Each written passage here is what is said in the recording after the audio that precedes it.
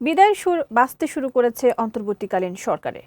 নির্বাচনের আগে মঙ্গলবার শেষবারের মতো অফিস করেন উপদেষ্টারা। নির্বাচনের পর আর অফিস করতে পারবেন না ধরে নিয়েই গত 17 মাসের কাজের ফিরিস্তি নিয়ে সাংবাদিকদের সামনে হাজির হন কয়েক উপদেষ্টা, যাদের অধিকাংশই নিজেদের সফল বলে দাবি করেন। কামরুল হাসানের প্রতিবেদনে বিস্তারিত।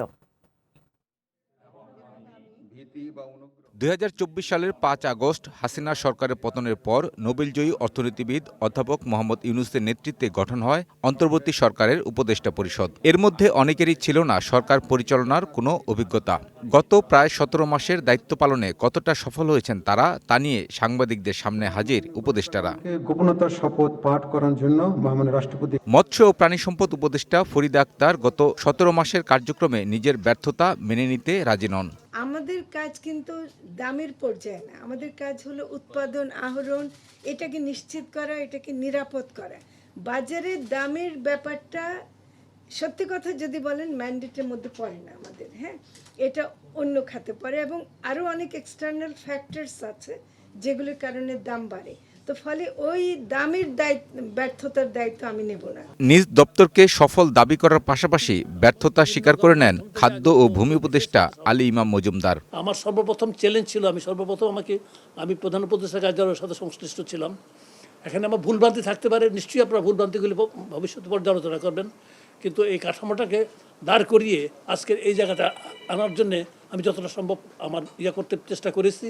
আমি মনে করি যে আমি যতটা যে সুযোগটা পেয়েছি সুযোগটা কাজে লাগাতে চেষ্টা করছি। হজযাত্রীদের বিমান ভাড়া 40,000 টাকা কমানোকেই নিজের সবচেয়ে বড় সফলতা বলে দাবি করছেন ধর্ম বিষয়ক উপদেষ্টা AFM খালিদ হোসেন। নেগোসিয়েশনের মাধ্যমে 2025 সালের হজে বিমান ভাড়া 27,000 টাকা কমাতে সমর্থ হয়েছে। এবছর বিমান ভাড়া গত বছরের তুলনায় 13,000 টাকা কমানো হয়েছে। গত 2 বছরে পর্যায়ক্রমে 40,000 টাকা বিমান ভাড়া কমানোর বিষয়টি উল্লেখ করার মতো অর্জন বলে আমি মনে করি।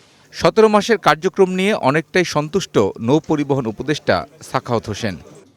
যতটুকু আমি জানি, রিজার্ভ যেই অবস্থা ছিল সেখান থেকে অনেক বেড়ে গেছে। এখন রেমিটেন্স প্রচুর বাড়ছে। তার মানে বাইরের যারা আমাদের কর্মরত ভাইয়েরা আছেন তারা বিশ্বাস করছেন যে এই টাকা পয়সা তছনছ হবে না। এখন বড় ধরনের কোনো তছনছের খবর আপনারা পান নাই। 6 মাস, 3 মাস, 6 মাস, এখন যে একেবারে আমরা যেইভাবে চাচ্ছি সেইভাবে যে হয়েছে তা আমি বলবো না, বাট মাচ মাচ বেটার দেন। আপনার কম্পেয়ার করে দেখেন যে এখানে তো আমরা এক একজন 3টা 4টা করে মন্ত্রণালয় চালাচ্ছি। বাণিজ্য উপদেষ্টা শেখ বশিরউদ্দিন বললেন, বাজারের শৃঙ্খলায় প্রমাণ করে তার সাফল্য ব্যর্থতা। কথা হচ্ছে যে মূল্যায়ন করার খুব একটা সময় পাইনি, কারণ এখনও কাজ করছি। আর মূল্যায়ন করার জন্য আপনারাই যথেষ্ট, আপনারা নিজেরাই মূল্যায়ন করবেন। এটার প্রমাণ করে যে বাণিজ্য মন্ত্রণালয় সামগ্রিকভাবে প্রচেষ্টা করেছে, বাকি সাফল্য ব্যর্থতা আপনারা মূল্যায়ন করবেন। ইনশাল্লাহ নতুন সরকার গঠন হওয়ার পরে সাথে সাথে আমি আমার কর্মজীবনে ফেরত যাব। আশা করি আপনারা আমাকে ভুলে যাবেন এবং মাফ করে দিবেন। না, দয়া করে দিবেন না, আমি ভুলে থাকতে চাই। Kamrul Hasan, green news, Dhaka.